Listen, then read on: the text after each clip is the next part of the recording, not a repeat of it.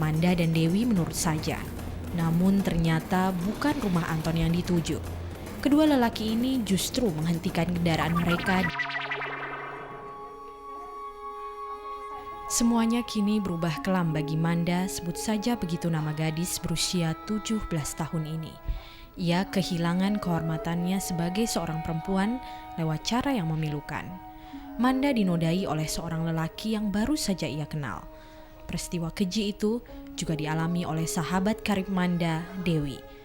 Kedua gadis ini sama sekali tak menyangka akan menjemput aib setelah berkenalan dengan dua orang pemuda.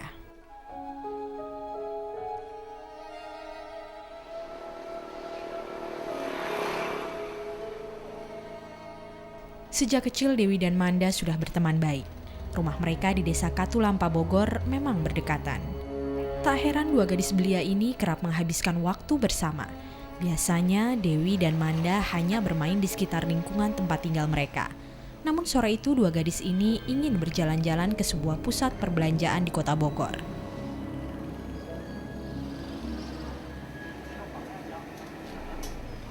Awalnya mereka hanya berniat menikmati suasana di sana dan akan segera pulang sebelum malam tiba.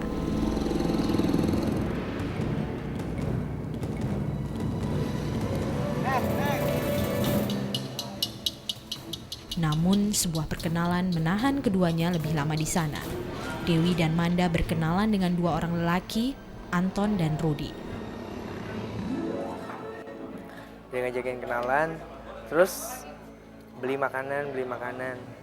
Ya dia juga sempat beli makanan juga lah, ya udah saya bayarin. Terus kita sambil ngobrol-ngobrol di atas gitu. Ngobrol-ngobrol.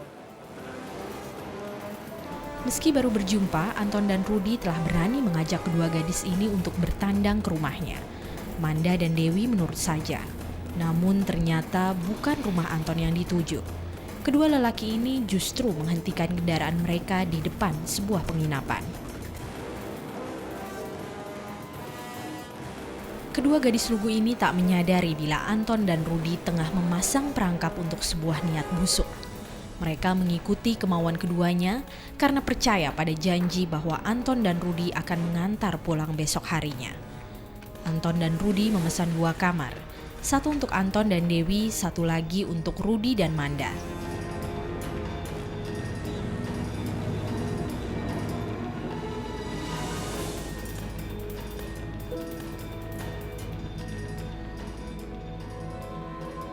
Ketika malam kian larut, Anton lalu memaksa Dewi untuk berhubungan badan.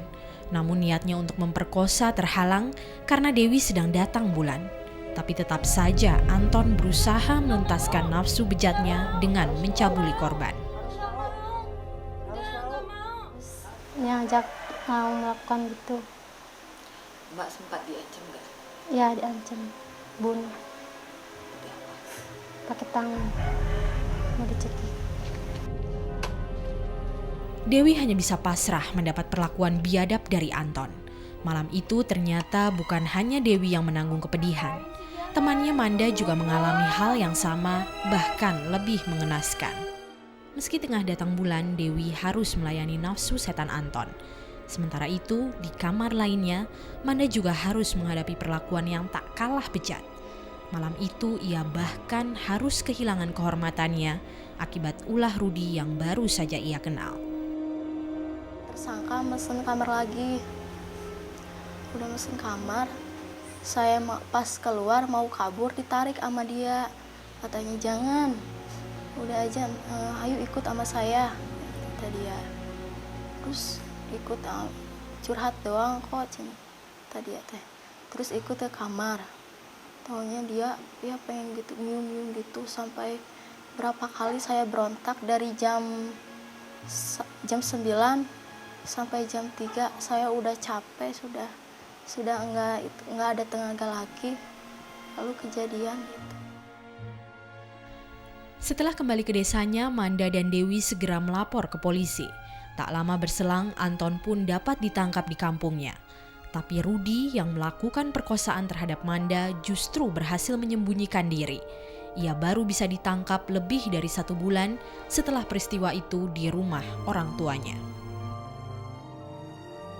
Meski Dewi dan Manda telah menunjuk hidung Rudi dan Anton sebagai pelaku pencabulan dan pemerkosaan, kedua lelaki ini masih berusaha mengelak, terutama Anton yang justru menganggap hubungannya dengan Dewi terjadi atas dasar rasa saling suka.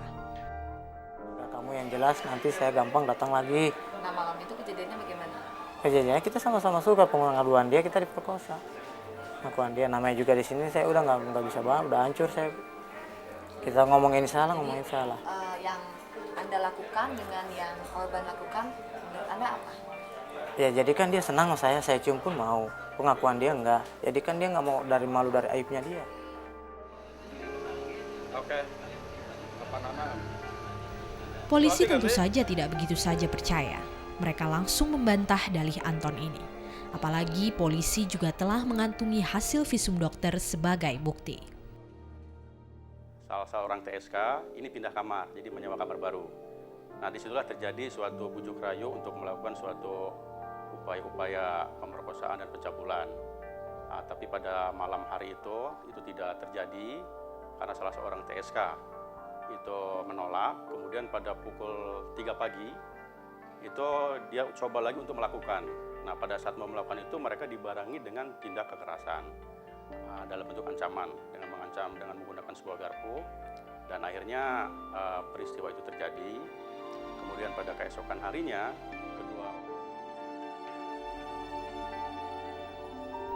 Anton pun semakin terpojokkan oleh masa lalunya yang kelam. Dari hasil penyelidikan terungkap kalau lelaki 33 tahun ini ternyata pernah mendekam di penjara selama 3 tahun karena sebuah kasus penganiayaan.